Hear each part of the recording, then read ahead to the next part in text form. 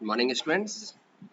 I am Dr. Vijay Bhandari, Associate Professor in SIRTS Bhopal. So let's start with experiment number 6, study and use of the command for changing file permissions.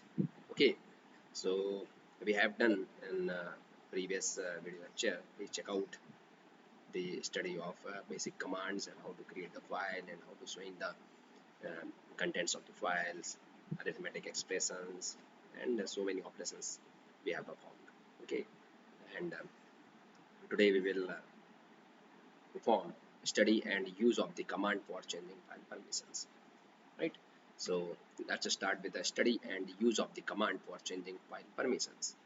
So we all know that Linux is a multi-user operating system and it has security to prevent people from accessing each other's confidential files. Now, Linux is very confidential and securing files. So you can see here so many files with the accessing permissions. Okay, so various commands ls, so long listing files, directories. Okay, so by which we can perform these operations, showing the directories of files. So in Linux operating systems, every directories and devices will be treating as a files. Okay, so there is a lot of informations in those lines, like the first characters will almost always be either a switch options, which means it's a file, or a D means it's a directory, right? So the next 9 characters RWX, and then RWX, then RWX. It is for the user group and others. It's showing the security, and we will talk about them later.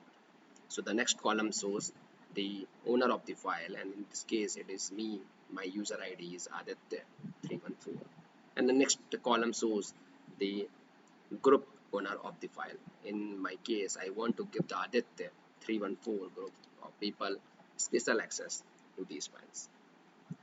After that, the next column shows the size of the files in bytes, and then the next column shows the date and time the file was last modified, and of course the final column gives the file name. So understanding these security permissions, first we must think of those 9 characters as 3 sets of 3 characters. Okay, so each of the 3 RWX characters refers to different operations as we can perform on the file. So these you can see here, and I'm moving the cursors. So these are the characters, 9 characters and 9 spaces are there. So you can show it as user, group, and others. It can be divided on 3 groups: user, group, and others, right? So there R for read, W for write, and X for execute. So it will be a weightage also. So there will be a read for a weightage 4, and W for 2, and X for execution. It will be a carrying a weightage 1. And if we sum up these characters, okay, so we will find these 7, right? Now we will see in next video how it is, next slide, how it is working. So read, write, execute. So the R means you can read the file contents, W means the write or modify the file contents, and X means we can execute the file. So this permission is given only if the file is a program. If any of the RWX characters is placed by A switch option, then that permissions has been removed. So user, group, and others, it is being divided between them. Okay, so the user permissions apply only the owner of the file or directories. They will not impact the access of the other users. As well as the group permissions apply only to the groups that has assigned to the file or directory. They will not affect the access of other users, right? I hope so. It might be understanding to everyone. And others, if we talk about the others permissions apply to all the others users on the systems, and this is the permissions group that you want to watch the most, right? So when we are doing the program, so access when we run this script, any script, so there may be a permission, and changing the permissions is generated there. So there will be a permission denied, at giving the message or leaving the message, appearing the messages like permission denied. Okay, so what we do, there will be change the mode. Okay, so there will be a changing mode like ch mode 777 and file name. So that will be a particularly permission accessing to the users. Right now, right now we are reading and security permissions. For example, consider the user's permissions for some file is rw dash. So it means the first three characters. This means that the owner of the file Aditya 314, it means myself, and can read it, looks at its contents and write if modified its content. I can't execute it because it is not a program, it is a text file, right? So it might be clear to everyone. And if r dash x, so it is the second set of three characters, and it means that the member of the groups at the 314 can only read and execute the files. And the final three characters shows the permissions allowed to anyone who has a user ID on this Linux systems. And let's see, we have the permissions are dash dash. So this means anyone or in the Linux world can read, but they cannot modify the contents of the files or execute it, right? So I hope so it might be understanding to everyone. So we will do it implement on Ubuntu, right? So the question arises the how to changing the security permissions. If you want to change the security permissions, so how?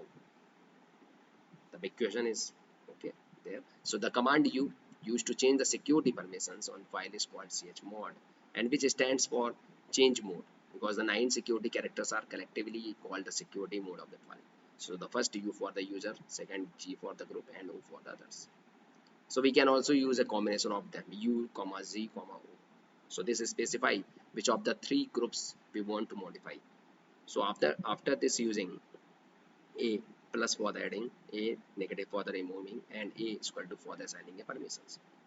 So then I specify the permissions for read, write, execute if we want to change. So here also we can use a combination of rwx.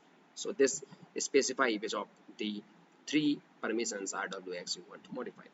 So you can use commas to modify more permissions, and finally the name of the file whose permissions you are changing. So we can take an example, we will make this clear. And for example, if you want to give execute permissions to the world other the file xyz.txt, so we would start by the typing chmod 777 and xyz.txt, right? Now chmod o. Chmod O means you would type a plus to say that you are adding a permission, so chmod O plus, and then we would perform an x to say that you are adding execute permission, so chmod O plus x, right?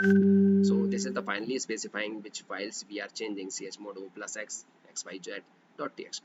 So we can see the changes in the picture below, right? So D for directory, R for read, W for write, X for execute, then R for read space X, R space X. So this means the user is accessing all the files, but the group cannot read the file, and others can execute only. Okay, so there are total 52 files, and this is the file permissions like Aditya, it's for me, and this is the size of the files, and this is has been created in March 5th of March, and the timing is 121, and file saving desktop, right? So these are the file, and xyz.txt is created on a time of 417 and March 5th March, and 268 is size, Aditya 314 is the users, and this is the permissions the users and groups and others, right? So now we can perform this program.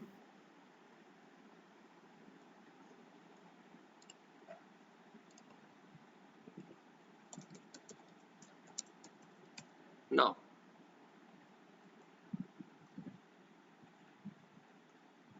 I check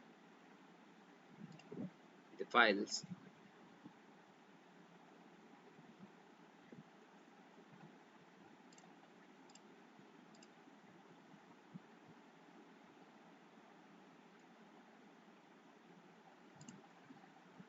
gedit, I create a file,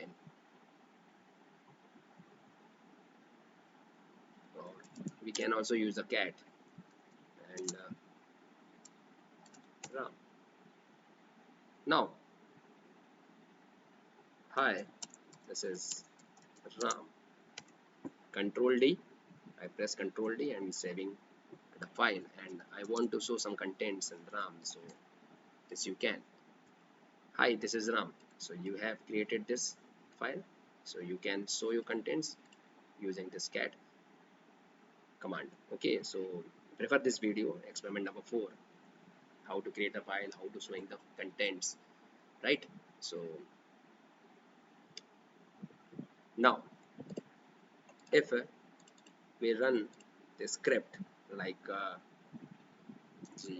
gedit,